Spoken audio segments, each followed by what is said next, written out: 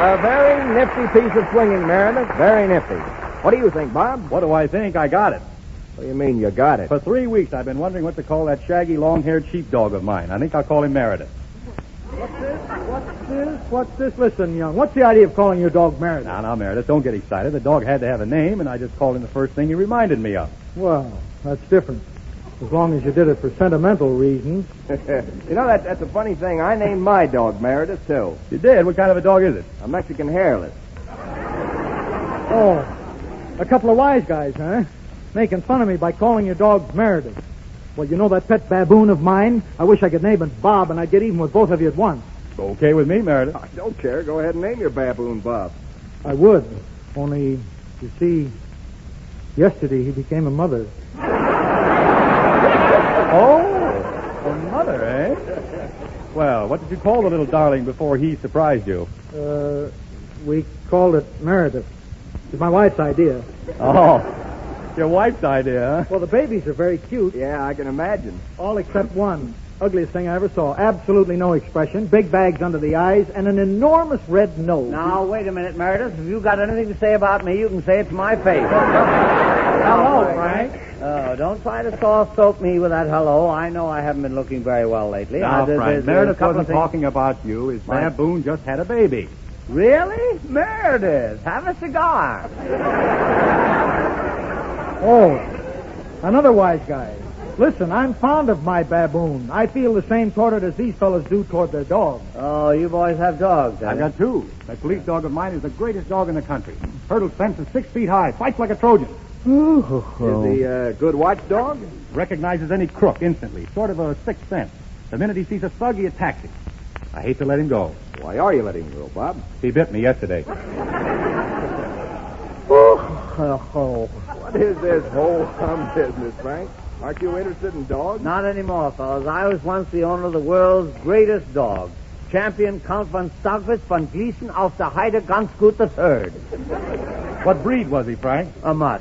But the greatest animal intelligence I've ever encountered. Thousands of words have been written about the brains, the devotion, the courage of the Count. Where is he now, Frank? He won the Carnegie Medal and retired on a government pension. No.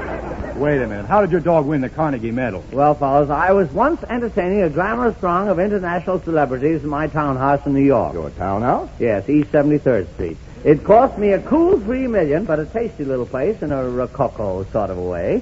The guests had retired for the evening, but I was sitting in the library browsing over a bottle of Schopenhauer, a volume, when suddenly my nostrils were assailed by the pungent odor of smoke. The house was on fire. That's exactly right. Within 3 minutes, the place was an inferno. Showing rare presence of mind, I grabbed the unfinished bottle of Schopenhauer, volume, and dove head first out of the window. Some dive. Yes, well, it was a private house, quiet card game. The police... Oh, you mean the dive out the window? Well, I landed safely, and of course my first concern was for my guests. Oh, your first concern was for your guests. Well, what about the bottle of Schopenhauer? Well, I killed it on the way down. When I reached the street, I turned and saw my mansion, a mass of flames. Fortunately, most of my guests had already escaped unscathed, but an investigation revealed that the ambassador from Galborneo was trapped in the south wing. Well, where was the dog all this time? The Count, yes, he was checking the guest list. And as soon as he realized the situation, the intrepid little fellow dashed into the burning building and emerged in a trice with the ambassador balanced on his back. But he didn't stop there. He shot back into the inferno and returned in 10 seconds with Lady Lockington's pearls between his teeth. He tossed them to her with a bow and once more shot back into the doomed house. We waited breathless to see what he was after. What was it, Frank? Would you believe it? The dog dashed through my art gallery, peering at the masterpieces. Oh, I suppose you're going to tell us he came out with a Mona Lisa in his mouth. The Mona Lisa in my collection happened to be a copy. The dog ignored it and came out with a $50,000 Rembrandt original. That was a good day's work for any dog, Frank. Not for the Count. I was patting the little fellow in gratitude when the fire marshal shouted, "Everybody back, the walls are going."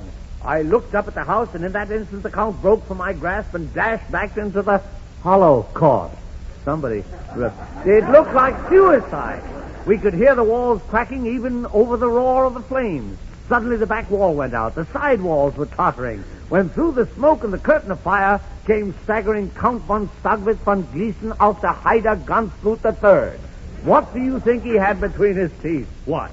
My fire insurance policy wrapped in a damp towel. That's wonderful, Frank. But, say, fellas, I've got a kitten. Oh, yeah? Well, what does your kitten do? Well, nothing. She plays with a string. The cutest thing you ever saw. Why, she's the cutest kitten in Hollywood. That's a likely story. Would you fellas excuse me? I can't stand exaggeration.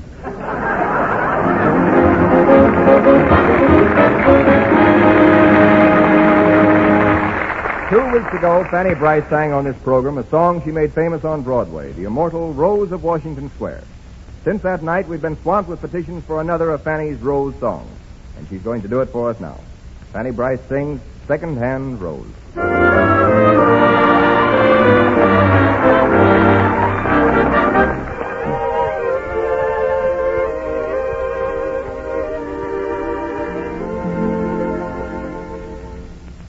Father has a business, strictly second hand. Everything from toothpicks to a baby grand.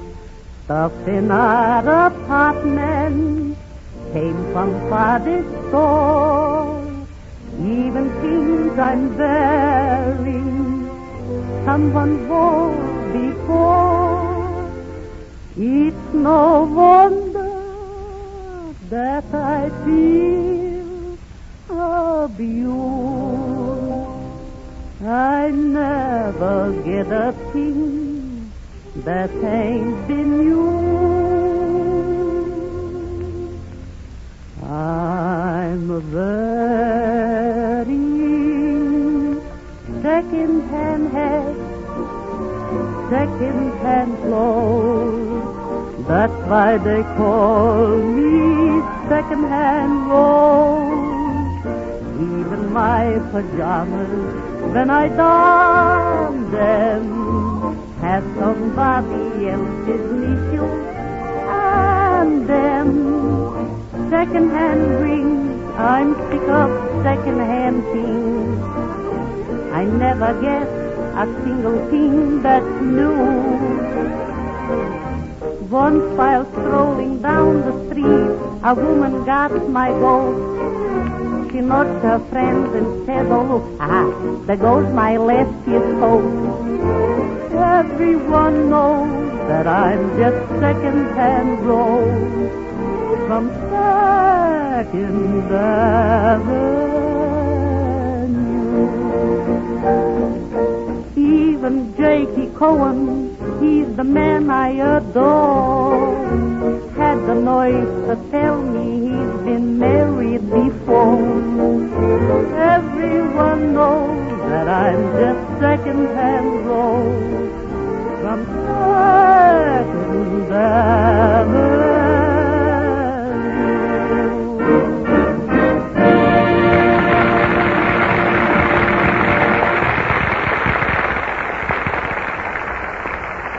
Fanny, thank you very much. That was wonderful.